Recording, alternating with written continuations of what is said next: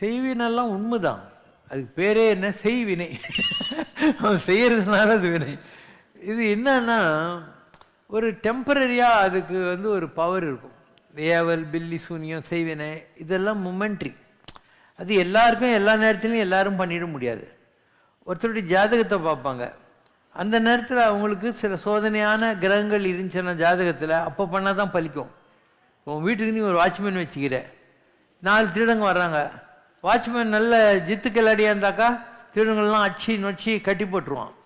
இதே வாட்ச்மேன் புறம்போக்காந்தா எங்கள் முதலாளி நாளைக்கு பாம்பே போகிறாரு, என்னை கட்டி போட்ட மாதிரி கட்டி போட்டு எடுத்து போனால் பாதி அப்புறம் வந்து வாங்கிக்கிறேன்னுவான். உன் கிரகங்கள் நல்லா இருந்தால் உன்னை யாரும் ஒன்றும் பண்ணிட முடியாது. உனக்கு கிரகங்கள் வீக்காக இருந்தால் இதுவே கூப்பிட்டு விடும், வா வா கொஞ்சம் அவன் ட்ரபிள் பண்ணிட்டு போ, நான் அதுக்கு தான் உட்காந்துக்கிறேன்ற மாதிரி. செய்வேனே ஏவால் பில்லிஸ்லாம் உண்மைதான். ஆனால் எல்லாரையும் பாதிக்காது. யாருக்கு அந்த நேரத்தில் கிரகங்கள் கம்மியாகுது. இந்த மந்திரவாதிகள்லாம் என்ன பண்ணுவான்? ஜாதகத்தை பார்ப்பான், இல்லை பிரசனம் பார்ப்பான், அவருக்கு டைம் எப்படி இருக்குதுன்னு. அதுக்கேற்ற மாதிரி தான் இதெல்லாம் பண்ணுவாங்க. ஒரு தெய்வம் நமக்கு துணை, ஒரு தீங்கு வர மாட்டாது. நமக்கும் அந்த நேரத்தில் கிரகங்கள் வீக்காக இருந்தால் தான் அவங்க பண்ணுறது ஓரளவாவது நம்மளை பாதிக்கும். ஒரு ஓடுற பஸ்ஸில் நீ இறங்குற, கொஞ்சம் தூரத்துக்கு நீ ஓடி தான் ஆகணும், இல்லைன்னா ஊந்து விடுவேன். அது மாதிரி we have to undergo the shadow effect of karma. அந்த கர்மாவனுடைய ஷேடோ எஃபெக்டை அனுபவிக்கத்தான் வேண்டியிருக்கும். யாராக இருந்தாலும் அனுபவிக்க வேண்டியிருக்கும். எவ்வளோ மகான்கள். ஆதிசங்கரர் 72 மதங்களை எதிர்த்து சனாதன தர்மத்தை பரப்பின்னு இருந்தார். இப்போ என்ன பண்ணாங்க? அவரை பிடிக்காதவங்க அவருக்கு உணவில் விஷம் வச்சுட்டாங்க, இந்த செய்வினை பண்ணிட்டாங்க.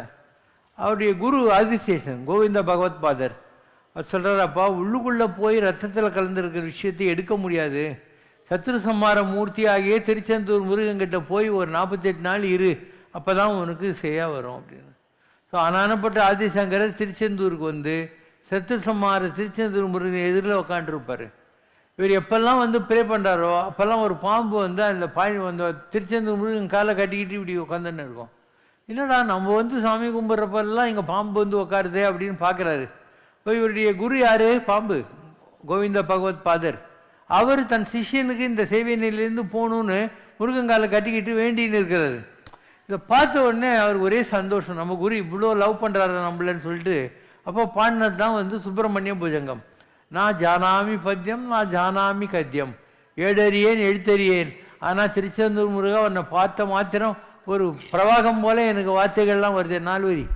न जानामि शब्दं न जानामि चार्तं न जानामि पद्यं न जानामि गद्यं चिदेकाषडास्या हृदि द्योतदेमि मुखानि सरन्ति गिरश्चाभिचित्रम्. ரொம்ப நல்லது. உங்களுக்கு கூட யாராவது எழுதுறீங்க இந்த மாதிரிலாம் தொந்தரவு கொடுக்குறதா உங்களுக்கு மைண்டில் இருந்தால், இல்லை யாராவது சொல்லியிருந்தா நீங்கள் செய்யக்கூடிய சில விஷயங்கள்.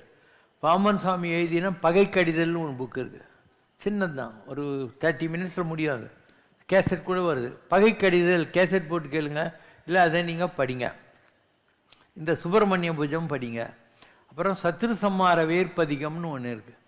சத்ரு சம்மார வேர்பதிகம்னா என்ன? ஒவ்வொரு வரியிலையும் குத்தி தர்க்கமிட நாடினாரே குத்தி எதிராடி விடும் சத்ரு சம்மார வேலே அப்படின்னு முடியாது.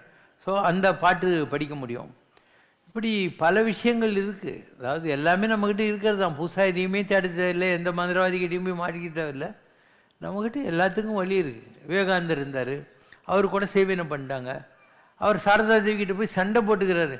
உங்கள் வீட்டுக்கார கிழமை அப்போ ராமகிருஷ்ணன் உயிரோடு இல்லை, இன்னும் பெருசாக எனக்கு பவரெல்லாம் கொடுத்துட்டேன்னு சொன்னால் ஒரு ஒன்றை நான் மந்திரவாதி பண்ணுற வைத்திய வழியிலேருந்தே என்னால் நல்லா பண்ண முடியலையே அப்படின்னு சொல்லி சண்டைலாம் போட்டுக்கிறாரு. அதனால் எவ்வளோ பெரிய மகானாக இருந்தாலும் ஒரு குறிப்பிட்ட நேரம் வர்றபோது இதெல்லாம் அவங்கள பாதிக்கும். அதுக்கு வழி இருக்குது.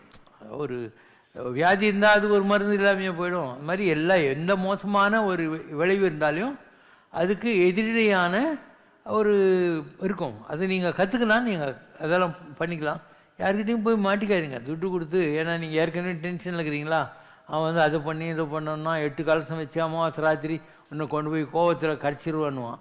இதெல்லாம் உனக்கு இதுக்கு பேசாமல் சாமியை நம்பு, சாமியை திட்டு, ஏண்டா பாவி என்னை நீ தானே படித்த அப்படின்னு சொல்லி திட்டு, தப்பே இல்லை. ஓகே, வைதாரையும் அங்கு வாழ வைப்பான் சிவன்.